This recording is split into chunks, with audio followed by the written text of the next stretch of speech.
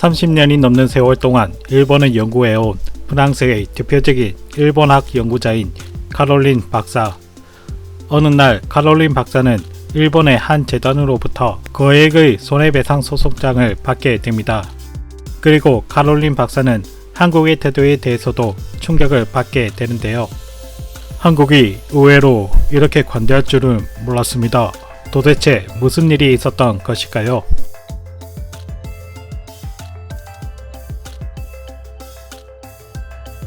(2008년 12월) 프랑스와 일본은 수교 150주년을 맞아 이를 기념하는 각종 행사가 프랑스 현지에서 개최됩니다. 그 중에서 프랑스 국제관계연구소는 일본과의 수교 150주년을 기념하는 학술회의를 준비하게 됩니다. 이 기념 학술회의는 프랑스 일본 재단의 후원금을 통해 자금을 지원받고 있었고, 프랑스 외무부도 수교 150주년을 자축하는 의미에서 학술 행사의 공동 후원자로 참여하기로 예정됩니다.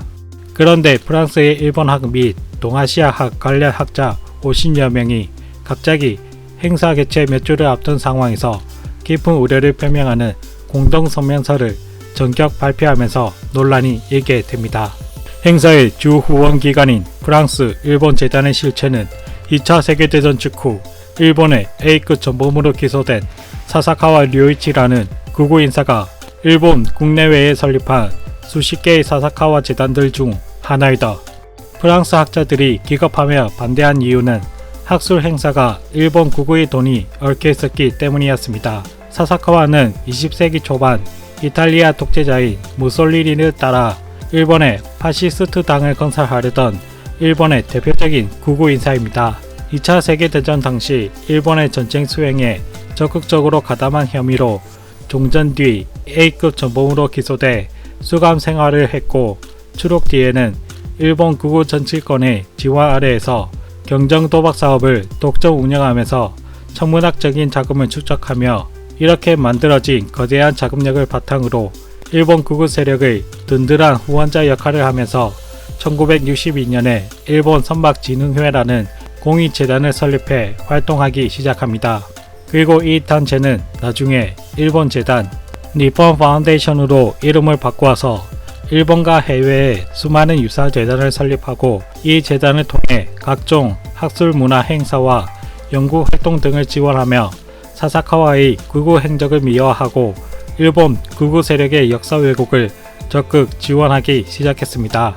프랑스 학자들 입장에서 프랑스 외무부가 일본 극우 재단이 후원하는 행사에 참여한다고 하니 극렬하게 반발하고, 그동안 프랑스 학자들이 연구해온 학계 성과를 바탕으로 사사카와의 행적을 고발하면서 프랑스 정부가 사사카와 관련 재단이 후원하는 행사에 참여하지 말 것을 강력하게 요구합니다. 특히 파리 정치대학 국제관계연구소의 카롤린 포스텔 비네 박사는 50여 명의 프랑스 학자들을 설득해 공동 성명문의 주축이 되어 서명운동을 주도했고, 강력하게 프랑스 정부로 항의해서 결국에 프랑스 외무부가 공동 후원에서 발을 빼면서 사사카와 재단이 후원한 학술회의는 프랑스 외무부의 이름이 빠진 상태로 개최되어 종결하게 됩니다. 하마터면 프랑스 정부가 나치 독일과 손을 잡았던 일본 극우의 미화 작업에 나서게 될 뻔했던 것이죠.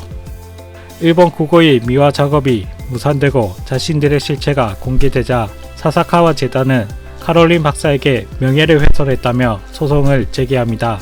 여기서 일본의 집요함과 음침함이 드러나는데요. 성명에 참가한 프랑스 학자 50명 전원에게 한 것이 아니라 이를 주도했던 카롤린 박사 한 명에게 본보기로 소송을 제기합니다. 그리고 이 소송 통보도 주도 면밀한 것이 카롤린 박사의 주거지나 사무실이 아닌 공개적인 교내 학술 행사 장소에서 수많은 사람이 보는 가운데 소장을 전달하는 모욕적인 방법으로 전달합니다. 이 모습을 지켜본 프랑스 학자들과 학술 연구 단체들은 일제히 강력하게 반발하는데요. 공익재단이 연구자의 학술 활동에 대해 이런 소송을 벌인 사례는 거의 전무하다. 소송 내용이나 과정 또한 한문 연구의 자율성을 억압하기 위한 본보기 성격이 짙다. 프랑스, 일본 학회도 성명을 발표합니다. 사사카와 류이치의 극우 행적은 한문적으로 이미 수많은 학자가 검증한 사안이다. 이런 학문적 사실에 근거한 내용을 문제 삼는 것은 이해를 할 수가 없다. 학문의 자유를 위협하는 행위를 즉시 중단하라. 그리고 프랑스의 역대 대통령, 장관, 국회의원 대부분을 배출해온 파리 정치대학의 교수 및 연구자들도 이례적인 기명 공동성명을 내면서 강한 의사를 밝힙니다. 우리는 카롤린 포스텔 비데 박사를 지지하며 연구활동의 자유를 지키기 위해 끝까지 연대할 것이다. 어느 한 일본학 연구자인 프랑스 학자는 익명을 요구하며 사사카와 관련 재단 쪽의 이번 대응은 유럽과 미국을 중심으로 전개하던 그들의 역사 왜곡이 위기에 처했다는 방증입니다. 서구 국가 중 일본의 가장 우호적이던 프랑스 학계에서의 영향력 행사에 균열이 생긴 데에 대한 보복 성격이 짙습니다. 30년 넘게 일본을 연구해온 프랑스의 대표적인 일본학 연구자로 친일파였던 프랑스 학자 카롤린 박사는 사사카와 재단의 보복에 수개월째 정상적인 연구 활동을 못하고 연구자로서 큰 정신적 충격과 압박을 받게 됩니다. 그럼에도 카롤린 박사는 연구자의 본분을 잊지 않았는데요. 사상과 학문의 자유를 누리는 학자들에게 주어진 사회적 책무는 두 가지입니다.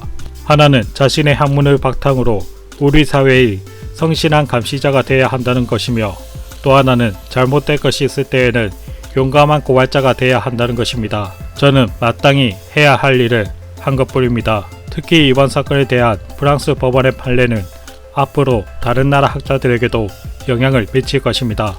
사사카와 재단 쪽에 유리한 판결이 나오면 안 되는 이유가 바로 여기에 있습니다. 프랑스뿐만이 아니라 다른 나라 학자들을 위해서라도 학문의 자유와 역사적 진실을 지키기 위해 힘들지만 끝까지 싸우겠습니다. 그러면서 사사카와 재단의 돈을 받아들인 한국에 대해서도 자신의 생각을 말했습니다. 일본의 식민 지배를 당한 한국 사회가 일본 극우 세력의 과거사 왜곡을 뒷받침하는 사사카와 관련 재단에 관대하다는 점은 의외입니다. 사사카와 재단의 돈과 관련된 한국 학자들 중에 유명한 인물이 바로 류모 교수와 이모 교수가 있죠. 이들에게서 일본 극우를 미화하고 찬양하는 논리를 쉽게 찾아볼 수가 있습니다. 일본 극우의 돈으로 역사를 왜곡하려는 시도가 눈에 뻔히 보이는데도 무감각하게 반응하는 한국 사회를 돌이켜보면 우선 먼저 비난받아야 할 것은 류모 교수와 이모 교수가 아니라 이를 제대로 감시하지 못하고 분별하지 못한 대한민국 국민들이 먼저 비난받아야 하지 않을까 생각됩니다.